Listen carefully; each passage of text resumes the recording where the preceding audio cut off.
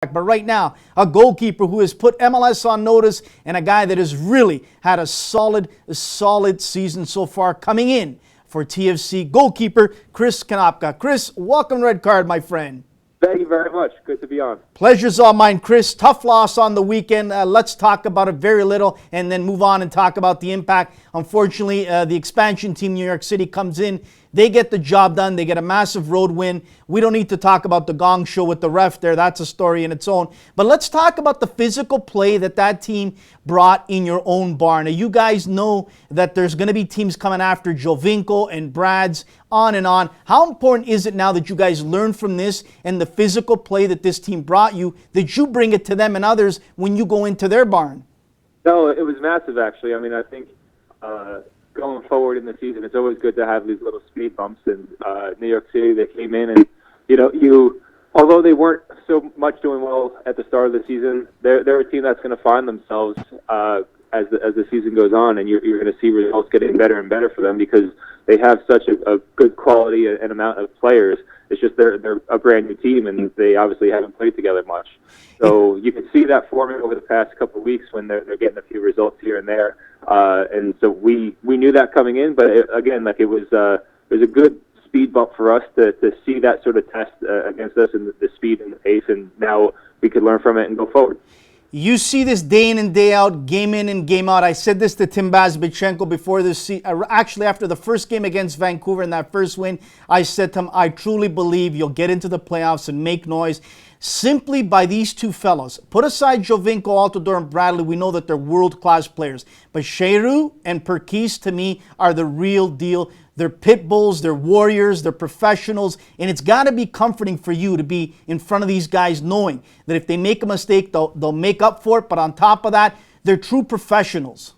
Oh, completely, and I think coming into the season, a lot of the hype or the talk was obviously about Seba and Josie and Mike, and not for nothing, they've obviously done great for themselves so far in this season, but the underrated guys, if you will, if that's even a term to use towards these two, would be Damien and Ben. They make life so much easier playing with Damien playing in front of you. He's such an experienced and class veteran to have anchoring the back line, especially when Stevie Caldwell went down earlier in the season. And then Benoit, he's on another level. I honestly think he's such a quality player and such a key to us going forward. Everything starts with him, and he's so calm and collected on the ball, and he gives you that calming effect that, no matter where you are on the pitch or no matter what's going on, you can find him and he'll find the right pass and the right play to get us out of it. Chris, I wouldn't be one bit surprised once he decides to hang up his boots. He will go into coaching. He's the type of guy I'd love to see coach my young sons. He's the type of guy that I'd like to be there myself, learning, listening, watching, and really digesting everything, because the guy's been all over the world. Not only that, he thinks the game through. And I'll never forget, I can't remember if it was Nick Hagelin, one goal that unfortunately might have been his fault, might have not, but he picked him up and he said, let's go, get on with it, let's go, forget it. And that's what you love to see from your veterans, Chris. Exactly. It brings something else that a lot of guys or a lot of the younger teams or new teams maybe don't have. Benoit has played all around the world at such a high level at all different places, has pretty much seen it all. So to have him on the team, and whether it's a mistake made or whether it's a good play to be had, he's the one, to be fair to a lot of the rest of the guys on the team, but you could see him going around and telling the guys to calm down, relax, and there's still plenty of things to play for, whether it was a mistake that was made or whether or not it's something good and we're on top of the game at the time. Chris, I had on Mo Adu and Ray Gaddis a few weeks ago from the Philadelphia Union. You're no stranger to that city and to those guys. They're my friends, yeah. Awesome guys. Ray is salt of the earth, Mo as well. They'll take their shirt off the back to give it to you to help you out. Wonderful human beings, let alone players. But I said this to them at the beginning of the season, and I'll say it to you, and I said it to also Frank Gallup of Chicago Fire. 3 big market cities, 3 cities that MLS desperately needs into the playoffs, especially in Philly and especially in Toronto for their fans. How important is it to keep the focus continuously, keep the foot on the gas, and make sure you keep banking points to get into that playoffs? And then, as you and I both know, you get a ticket to the dance, who knows what happens? Oh, exactly. I mean, once you're in there, anything can happen. And for us, it's very important to keep the ball rolling and keep going forward. And I think we're at a point of the season where we still have a few games in hand, which is good for us and good to have in our back pocket. And I think going forward, right now I know at the start of the season a lot of the talk was make sure we get to the playoffs. I honestly think we're above just a bottom of the ranked playoff team. To be fair, the way when we move the ball and when we're really on, and we're a really tough team to beat. And I think it'd be wrong of me to say that our goal should just be making the playoffs, because I think we have the quality of our team on our team to do more than that this year. You know, Chris, I got a soft spot for Ashton Morgan, known the kid for a few years, and he's been through ups and downs. And this year, to me, he has turned around his season, his career, not only for club, but for country. The attitude, the blazing speed, the wonderful smile. It's got to be nice for a guy like you, a veteran in the league, to see a local kid, a Canadian, really turn it around and really be an important part of this success early on. Oh, definitely. Ash has been great since stepping on and coming in. And himself and John, the two of them, where the whole club is really, really proud of them going forward when it comes to everything they're doing with the country, when it comes to the Gold Cup, the squad there, and even the rest of the guys that are on the brink of getting into that team. And it's great to have a local guy, like a Toronto guy, who's doing so well for himself. And I actually think it couldn't have happened to a better player for Ash, who was the first player in club history to get 100 caps a few weeks back. I look at that as he's a local guy, he's a Toronto guy, he's a Canadian guy, national team guy, and I don't think the fans could have picked anyone else really to deserve that more than him.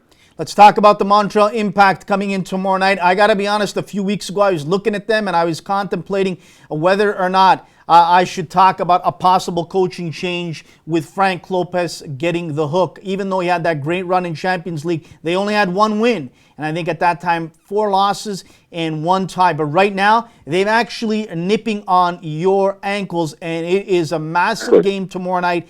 Talk about how important it is to get back in that rhythm, to take control of home field. Oh, definitely. I mean, the nice thing about playing a midweek game is no matter what you did on the weekend, especially if it wasn't the result you were looking for, you have to get it out of your head quick and you move on to the next game, and you don't have the whole week to harp on it. You just have to go quick because we have the match on tomorrow night on the Wednesday night. So it's a great match for us. Obviously, it's a big rivalry. It makes it even better that they're nipping on our heels right now, and you always saw with the quality and everything that was happening with them in the Champions League, especially with their games in hand, they were going to be a presence in the league once that settled down and things got rolling for themselves. So that doesn't surprise me at all. We've already faced them twice in the Canadian Cup, or the Voyageurs Cup, I should say, and it was pretty much an even keel on both sides. So they went in on an away goal, if I'm not mistaken. So it's definitely a great match to be looking forward to, and I think we're ready for it.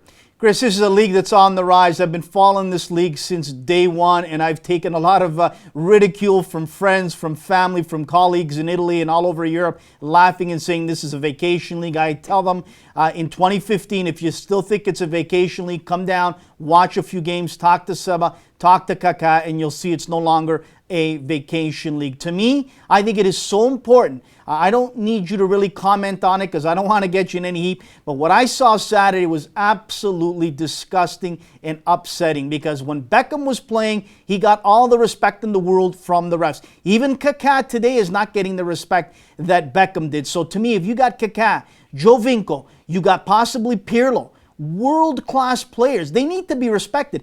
Is the players' unions and the refs at the beginning of the year having a sit-down and going over things, or are these things that, each club has to really put in their 2 cents worth to them?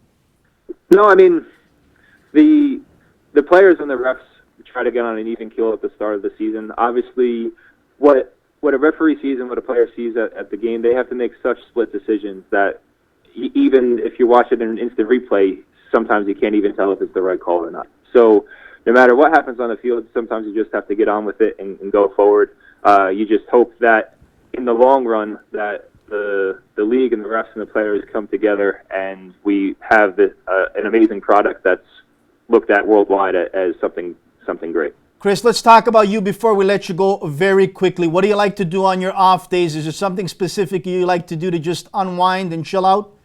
Chilling out. Yeah, well, I grew up on the shore in New Jersey. Growing up my whole life, I've always been around the water. So if I wasn't up here in Toronto, I'd probably be surfing or laying on the beach. Up here, myself and my missus, my girlfriend, the two of us live right by the lake.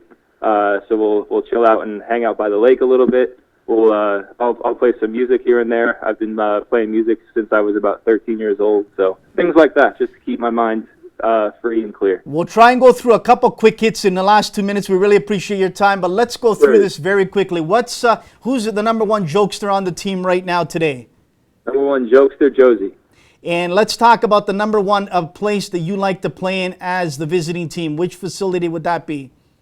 I'll have to say Kansas City. The atmosphere at that stadium is unbelievable. Outstanding. Who is your number one partner when you're on the road that you want to pick up some grub? Who do you like to go out with? Justin Marr is my roommate, so I would have to say him. Outstanding. Lastly but not least, talk about the city of Toronto. Obviously, you come from a big part of the United States, the eastern part where you were born, spent a lot of time, Philly, Jersey, on and on. How have the city of Toronto and their fans treated you and your family? Oh, it's been fantastic since I moved up here, since I was traded from Philadelphia just about 2 years ago. The fans are great. They have a great support team here up around in the whole city towards the club. And the city in itself is amazing. It's so many different cultures and sects and sectors of it, and you get to explore something new every single time that you go out, and you're looking for something. So I've enjoyed it. My girlfriend, she's enjoyed it as well since we moved up here, and everything's been fantastic. Lastly, in the last 30 seconds, two little quick ones. Who do you want to thank today that you're at playing professional soccer, making a living, enjoying what you're doing, and living the dream that many young kids would love to live? Who do you want to thank that helped you get through some of those rough patches in your life as a young player? Has to be mom and dad. Mom, they put up with me for so long that has to be them. Give them thanks. And lastly, what's the tip do you want to give out there to the youngsters that are 8, 9, 10, 11 that want to live the dream and be a goalkeeper like Chris Konopka? What do they need to work on? And talk to them also about that confidence aspect. I mean, I think you see it with myself. I've had a very long road in my career, the ups and downs and different places I've been. And, you know, no matter who tells you yes or no, you just got to keep working hard, putting your head down and going forward. So that would be my advice. Chris, you're a class act. Good luck tomorrow night against the Montreal Impact. I'll be down there in the bird box, as we like to call it, the press box. But nonetheless, good luck to you. And hopefully, here in the city of Toronto, we can finally see a playoff game, because Maple Leaf Sports and Entertainment have opened up their wallet, and fans have been excited this season with yourself and the rest of your teammates. Chris, thanks again, and really appreciate you taking the time, my friend. Yeah, thanks for having me on.